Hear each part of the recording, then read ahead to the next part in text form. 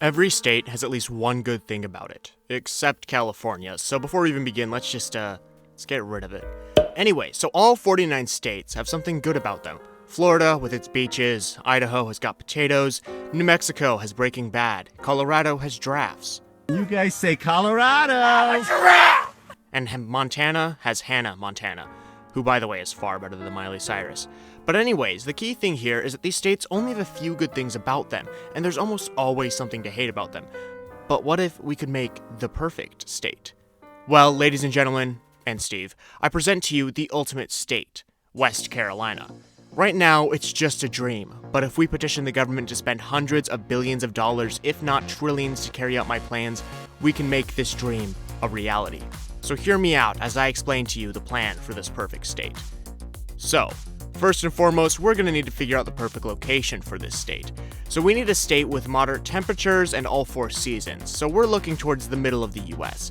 I'm thinking we plop it down next to the Carolinas, which are already there.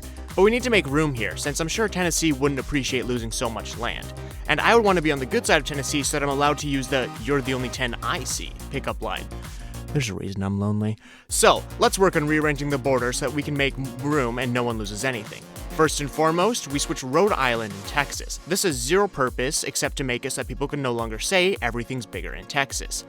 Okay, so with that out of the way, we need to gain more land to make for these states. At first, I debated on just having us take over Canada for land, but that's a separate video plan entirely. By the way, you should subscribe to see a video about the US taking over Canada. But instead, I settled on something far more reasonable, filling in the Great Lakes. Yeah, the Great Lakes, those bodies of water that are 1/5 of the world's fresh water supply, just get rid of them. Now, there's a couple ways we could do this, but right now, I think I've got a pretty good plan. So we go to Reddit. It's more specifically the subreddit r/hydrohomies. These people are obsessed with water. We give them free access to the lake, and they'll likely have drank it all within a week. So now we need dirt to fill up these empty lakes.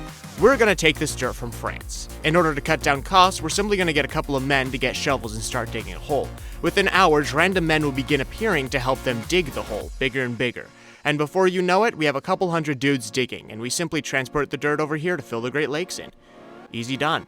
But all of this brings the question, what state do we move over to this new land that makes it the Great Lakes?